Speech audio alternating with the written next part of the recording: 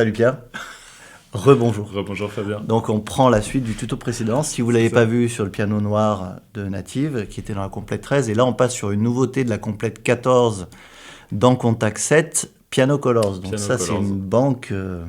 Une tuerie, une espèce d'ovni qu'on a découvert très récemment. Voilà, donc on maîtrise pas encore tout, hein, on l'avoue.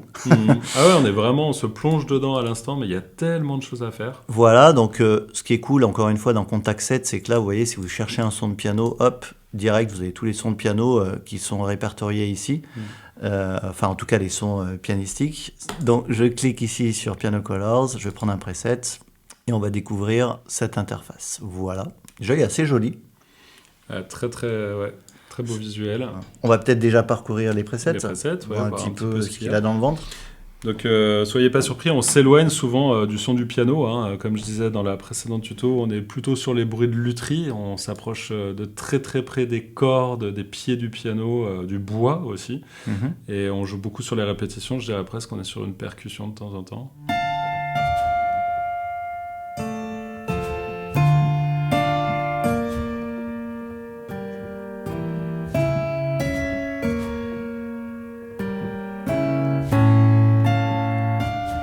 Presque un, je sais pas, un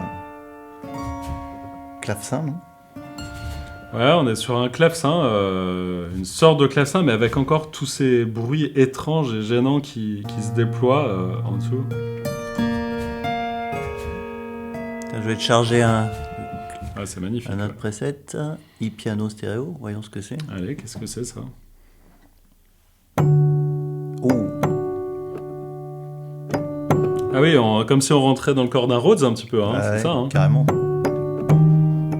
Peut-être désactiver les bruits pour voir, vas-y. Mais c'est sympa aussi.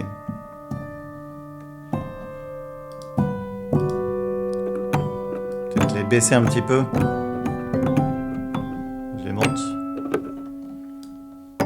Si on exagère, on peut même carrément faire sortir que le côté percussif, c'est intéressant aussi.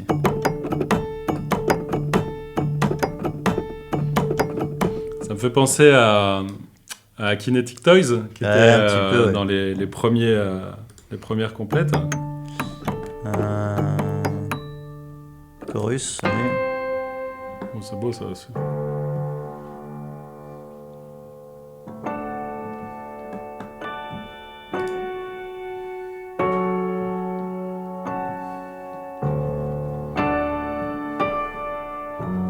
Prendre les presets de pattern.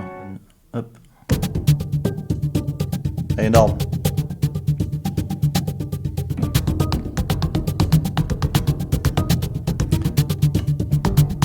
Alors, vraiment sur le piano préparé quoi. Ah ouais, c'est exactement ça.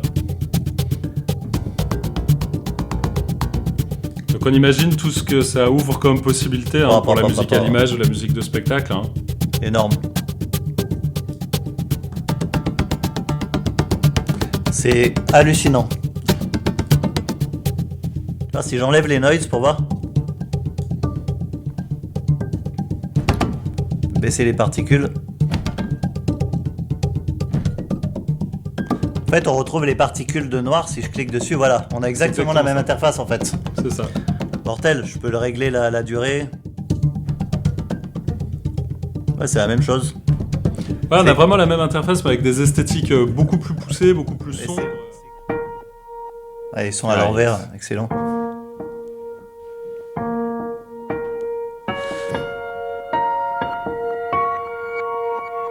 C'est super beau ça.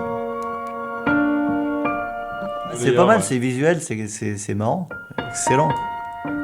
Et là, si tu baisses le son du piano, t'as que les sons à l'envers. Énorme.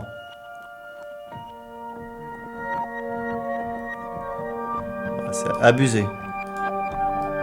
Ah ouais, ça ouvre vraiment des esthétiques et des perspectives totalement surtout nouvelles. Ça, en plus, tu peux l'automatiser après en post-prod. Ça peut être sympa. Hein. Faire des automations, faire apparaître progressivement ton piano. Ouais, c'est vraiment ou disparaître tes sons à l'envers.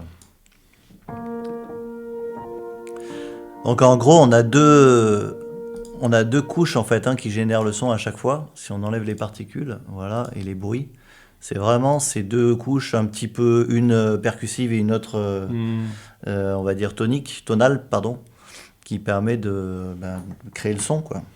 Et peut-être on voulait regarder comment on peut agir sur chacune d'entre elles avec... Ouais, on peut cliquer là-dessus. Voilà. Et c'est vrai que là, on a pas mal de réglages. Et dans Motion, on va pouvoir moduler notre son, par exemple, avec un LFO. Donc là, si je me mets, par exemple, je vais prendre un signal carré. Voilà, je vais choisir le square ici. Tac.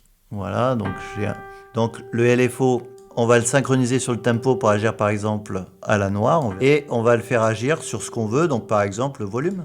Voilà. Voilà, on va l'activer et on va activer ça. Voilà. Vas-y. Yes. Voilà, donc là il suffisait d'augmenter ça. Voilà, là le LFO qui agit dessus.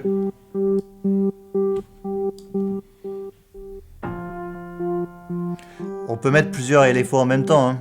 En plus.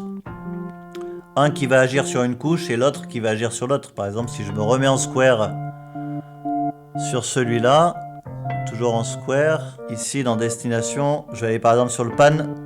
Je vais activer ça. Voilà, on a le deuxième LFO qui agit ici sur le panoramique. On peut le mettre même plus rapide, hein. Voilà. Là, on est vraiment que sur le layer 1. Et là, je vais rajouter le deuxième avec l'autre LFO. On peut vraiment triper, quoi. Après, on peut le doser aussi, quoi. On peut les baisser un petit peu moins prononcés. Voilà.